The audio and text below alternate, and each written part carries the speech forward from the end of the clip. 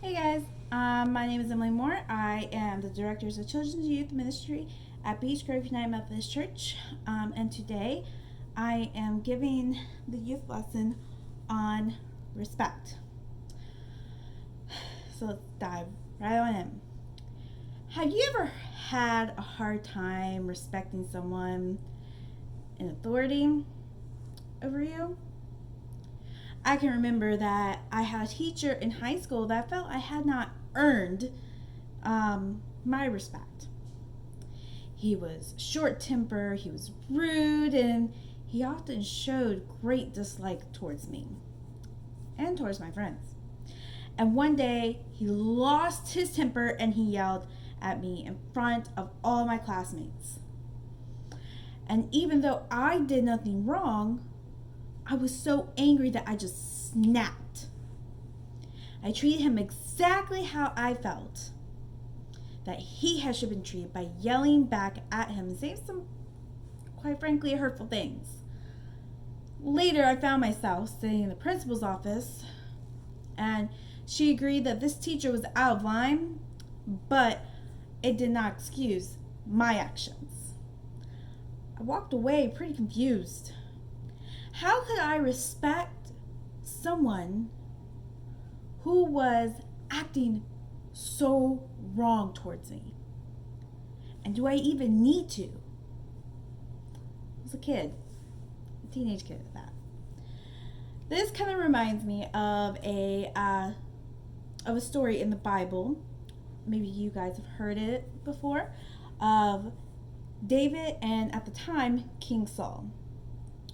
So before we dive into our passage, I'm going to give you, from 1 Samuel's, I'm going to give you a little bit of a backstory here. God never intended for Israel to have a king.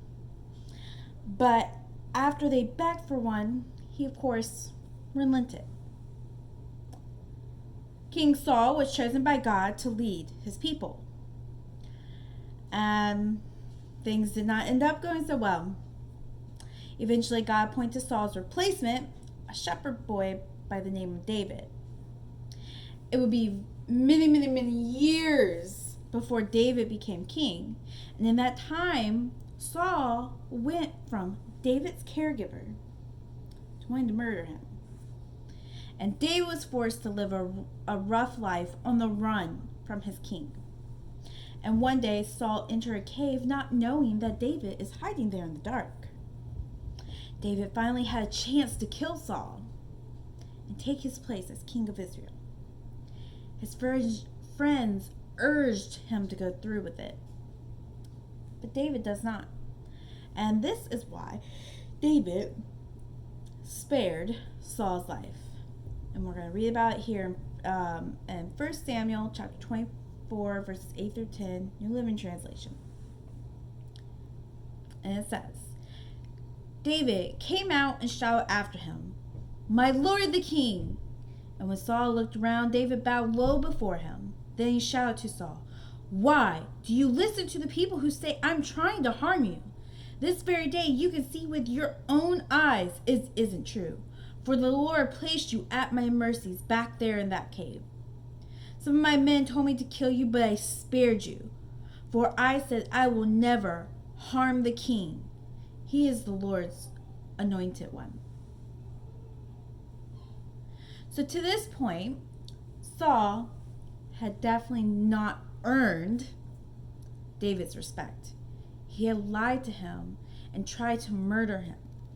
Basically, Saul's chief ambition in life seemed to be making David's life miserable, even though he had never done anything wrong to him. But look how David responded to Saul. First, he bowed before him. He showed him the respect a king deserves. And second, he explained that he will never harm the king because he is the Lord's anointed one. As difficult as it must have been for David, he realized that by showing Saul the respect a king deserves, he was actually showing God respect. And Saul was God's chosen king. David realized that it was God's choice when and how to remove them. So when I think about how I treat that teacher, I realize what my principal was trying to teach me. There are times in life when those that have authority over me or over you will make mistakes. Everybody does. But does that mean that we have to respect them?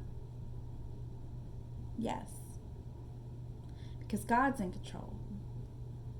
We don't disrespect them. He has the power to place those people in authority. And he also has to remove them.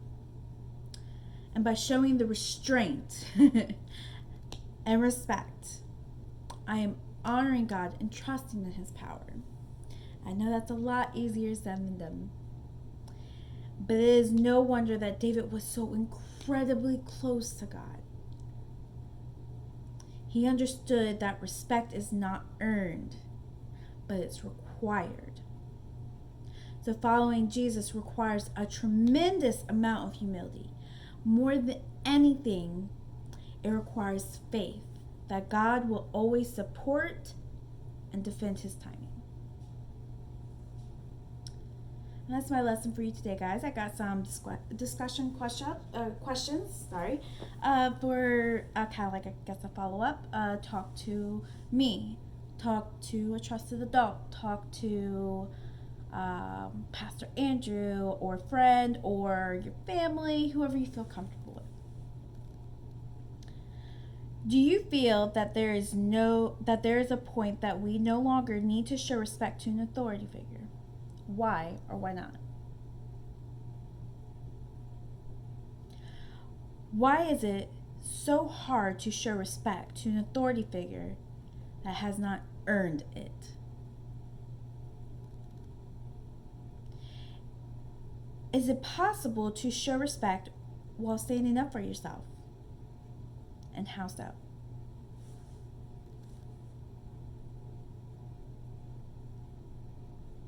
Learning from David's example, how should I have responded to the teacher in my story?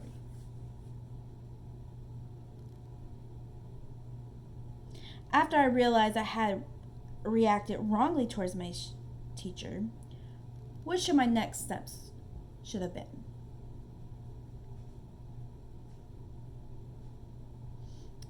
That's all I got for you today, guys.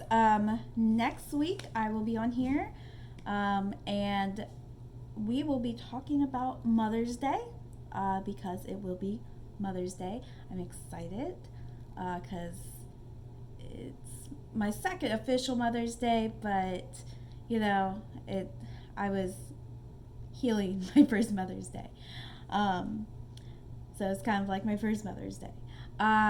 But we will be reading and learning from Proverbs 31 about Mother's Day.